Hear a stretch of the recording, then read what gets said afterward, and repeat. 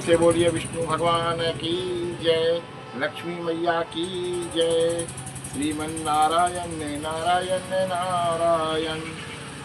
फाल्गुन मास शुक्ल पक्ष की अमल की एकादशी का महात्म्य। युधिष्ठिर ने कहा, श्री कृष्ण, मैंने विजया एकादशी का महात्म्य, जो फल महान फल देने वाला है, सुन लिया। अब फाल्गुन शुक्ल पक्ष की एकादशी का नाम और महात्म्य बताने की कृपा कीजिए। भगवान श्री कृष्ण बोले, महाभाग धर्मनंदन, सुनो, तुम्हें इस समय वह प्रसंग सुनाता हूँ जिसे राजा मांधाता के पूछने पर महात्मा वशिष्ठ ने कहा था। फाल्गुन शुक्ल पक्ष की एकादशी का नाम आमल की है। इसका पवित्र व्रत विष्णु लोक की प्राप्ति कराने वाला है। मांधाता ने पूछा, द्विज श्रेष्ठ, इस आमल की कब उत्पन्न हुई, मुझे बताइए। वशिष्ठ जी ने कहा, महाभाग सुनो, पृथ्वी पर आमल की उत्पत्ति किस प्रकार हुई यह बताता हूँ। आमल की एक महान वृक्ष है जो सभी पापों का नाश करने वाला है। भगवान विष्णु के थूकने पर उनके मुख से चंद्रमा के समान कांतिमन एक बिंदु प्रकट हुआ। वह बिंदु पृथ्वी पर गिरा। उसी से आमल की मतलब आंवले का महान वृक्ष उत्पन्न हुआ। यह सभी वृक्षों का आदि भूत कहलाता है। इसी समय समस्त प्रजा की सृष्टि करने के लिए भगवान ने ब्रह्मा जी को उत्पन्न किया। उन्हीं से इन प्रजाओं की सृष्टि हुई। देवता, दानव, गंधर्व, यक्ष, राक्षस, नाग तथा निर्मल अंतःकरण वाले महर्षियों को ब्रह्मा जी ने जन्म दिया। उनमें से देवता और ऋषि उस स्थान पर आए जहाँ विष्णु प्रिया आमलकी का वृक्ष था। महाभाग, उसे देखकर देवताओं को बड़ा विस्मय हुआ। वे एक दूसरे पर दृष्टिपात करते हुए उत्कंठापूर्वक उस वृक्ष की ओर देखने लगे और खड़े खड़े सोचने लगे कि पलक्ष माने पाकड़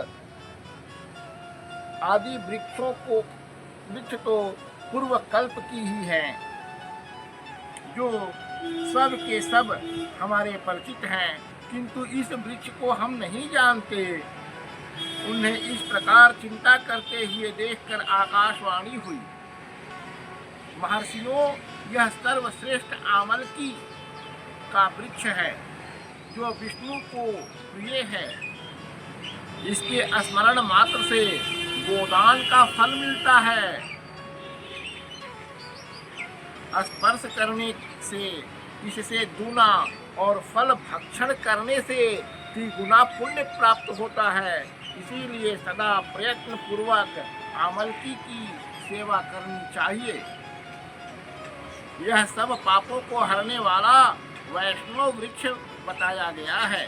इसके मूल में भगवान विष्णु, उसके ऊपर ब्रह्मा, स्कंध में परमेश्वर भगवान रुद्र, शाखाओं में मुनि, टहनियों में देवता, पत्तों में वसु, फूलों में मरुद्गण तथा फलों में समस्त प्रजापति वास करते हैं। आमलकी सर्वदेवमयी बताई गई है। तस्यामूले स्थिते ओ विष्णु अस्तदुर्भम ऊर्ध्वं च पितामह स्कंधे च भगवान रुद्रः संस्थिते परमेश्वर शाखासु मुनियः सर्वे प्रशाखासु च देवता पर्णेषु वसवो देवः पुष्पेषु मरुतस्तथा प्रजानां पतयः सर्वे फलस्वेव व्यवस्थितः सर्वदेवमयी ह्योषः धात्री च कथिता मया। अतः विष्णु भक्त पुरुषों के लिए यह परम पूज्य है। ऋषि बोले, अव्यक्त रूप से बोलने वाले महापुरुष हम लोग आपको क्या समझें? आप कौन हैं? देवता हैं या कोई और? हमें ठीक ठीक बताइए। आकाशवाणी हुई, जो संपूर्ण भूतों के कर्ता और समस्त भुवनों के सृष्टा हैं, उन्हें जिन्हें विद्वान पुरुष भी कठिनता से देख पाते हैं, वही सनातन विष्णु मैं हूँ। देवाधिदेव भगवान विष्णु का कथन सुन करके उन ब्रह्म कुमार महर्षियों के नेत्र आश्चर्य से चकित हो उठे। उन्हें बड़ा विस्मय हुआ। वे आदि अंतरहित भगवान विष्णु की स्तुति करने लगे। ऋषि बोले, संपूर्ण भूतों के आत्मभूत आत्मा एवं परमात्मा को नमस्कार है। अपनी महिमा से कभी च्युत न होने वाले अच्युत को नित्य प्रणाम है। अंतरहित परमेश्वर को बारंबार प्रणाम है। दामोदर कवि सर्वज्ञ और यज्ञेश्वर को नमस्कार है। मायापते आपको प्रणाम है। आप विश्व के स्वामी हैं, आपको नमस्कार है। ऋषियों के इस प्रकार स्तुति करने पर भगवान श्री हरि संतुष्ट हुए और बोले, हे महर्षियों, तुम्हें कौन सा अभिष्ट वरदान दूं? ऋषि बोले, भगवान, यदि आप संतुष्ट हैं तो हम लोगों के हित के लिए कोई ऐसा व्रत बतलाइए जो स्वर्ग और मोक्ष रूपी फल प्रदान करने वाला हो। श्री विष्णु बोले, महर्षियों, फाल्गुन शुक्ल पक्ष में यदि पुष्य नक्षत्र से युक्त द्वादशी हो तो वह महान पुण्य देने वाली और बड़े बड़े पातकों का नाश करने वाली होती है। द्विजवरों, उसमें जो विशेष कर्तव्य है उसको सुनो। आमल की एकादशी में आंवले के वृक्ष के पास जाकर वहां रात्रि में जागरण करना चाहिए। इससे मनुष्य सभी पापों से छूट जाता है और सहस्र गोदान का फल प्राप्त हो करता है। हे विप्रगण, यह व्रतों में उत्तम व्रत है जिसे मैंने आप लोगों को बतलाया है। ऋषि बोले, भगवान, इस व्रत की विधि बतलाइए, यह कैसे पूर्ण होता है? इसके देवता, नमस्कार और मंत्र कौन से बताए गए हैं? उस समय और दान कैसे किया जाता है? पूजन की कौन सी विधि है तथा इसके लिए मंत्र क्या है? इन सभी बातों को यथार्थ रूप से वर्णन कीजिए। विष्णु भगवान बोले, द्विजवरों, इस व्रत को जो उत्तम विधि है उसको श्रवण करो। एकादशी को प्रातः काल दंत धावन करके, मैंने मुख धो करके यह संकल्प करे कि हे पुंडरीकाक्ष, हे अच्युत, मैं एकादशी को निराहार रहकर दूसरे दिन भोजन करूंगा। आप मुझे शरण में रखें। ऐसा नियम लेने के बाद पतित, चोर, पाखंडी, दुराचारी, मर्यादा भंग करने वाला तथा गुरु पत्नी गामी मनुष्यों से वार्तालाप न करे।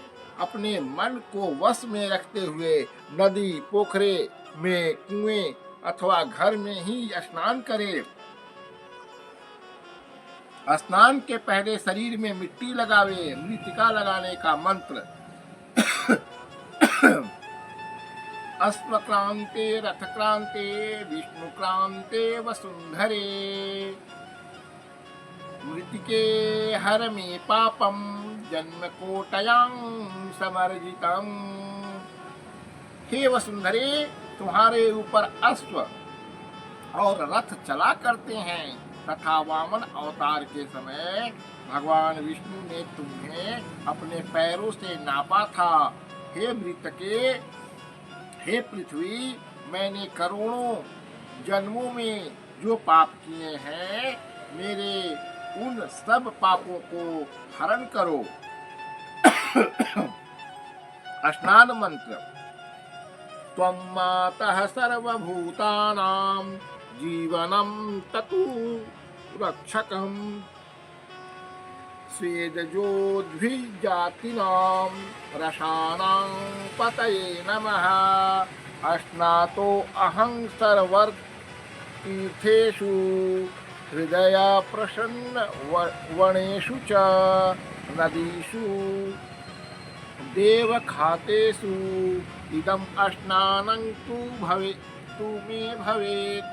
जल की अधिष्ठात्री देवी, हे माता, तुम संपूर्ण भूतों के लिए, सभी जीवों के लिए जीवन हो।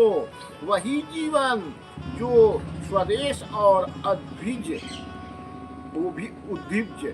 जाति के जीवों का भी रक्षक है। तुम रसों की स्वामिनी हो। तुम्हें नमस्कार है। आज मैं संपूर्ण तीर्थों,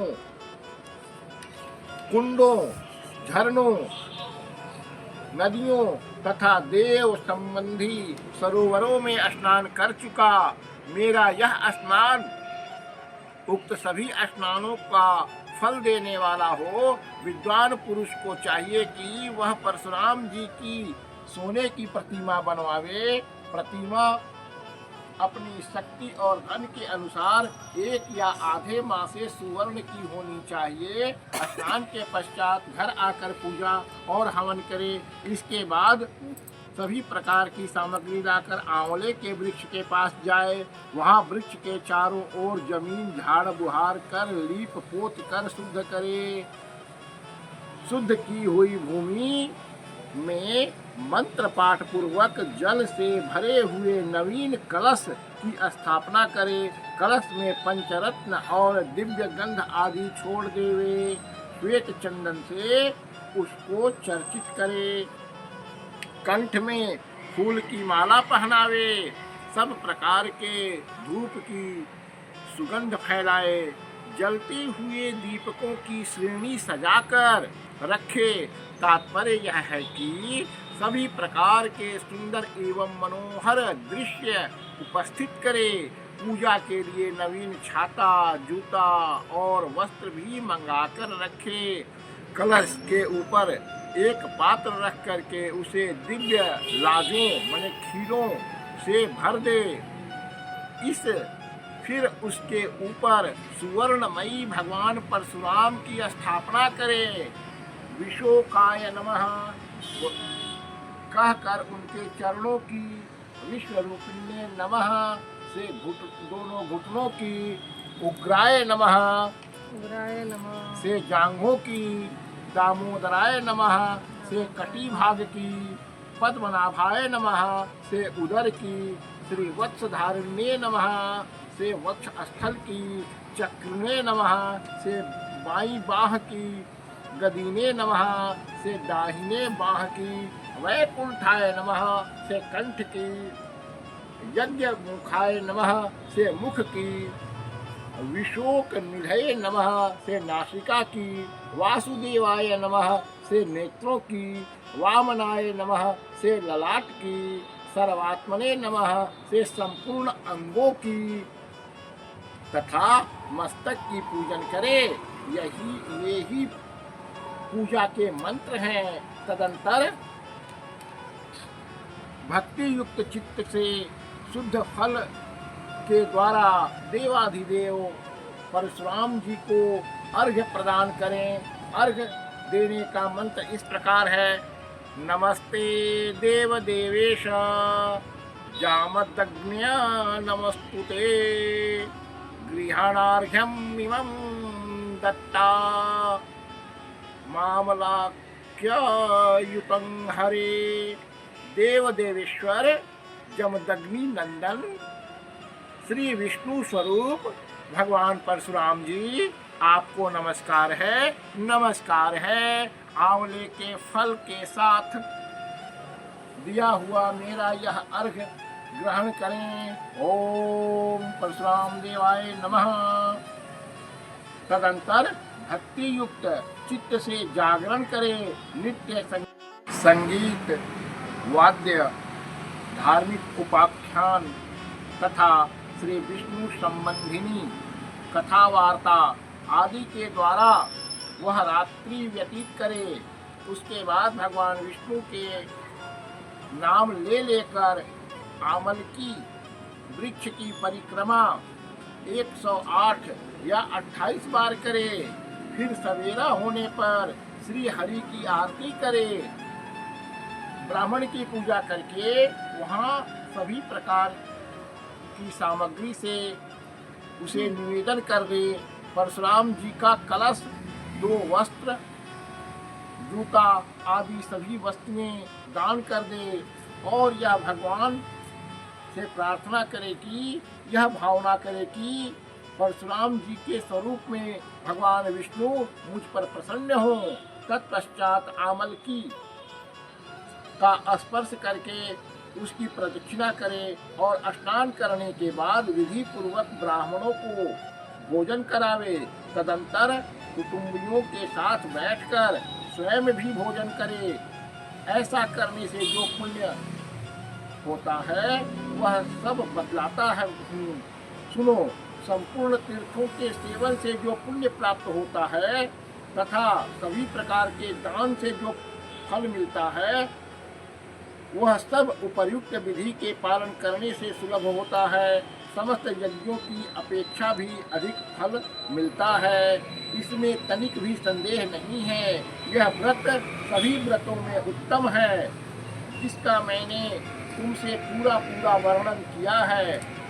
श्री वशिष्ठ जी कहते हैं, महाराज, इतना कहकर देवेश्वर भगवान विष्णु वहीं अंतर ध्यान हो गए। तत्पश्चात उन समस्त महर्षियों ने उक्त व्रत का पूर्ण रूप से पालन किया। नृप श्रेष्ठ, इसी प्रकार तुम्हें भी इस व्रत का अनुष्ठान करना चाहिए।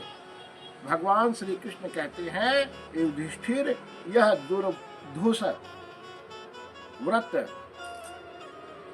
मनुष्य को सभी पापों से मुक्त करने वाला है। प्रेम से बोलिए श्री कृष्ण भगवान की जय, विष्णु भगवान की जय, लक्ष्मी मैया की जय, राधे रानी की जय। ओम जय जगदीश हरे, ओम जय जगदीश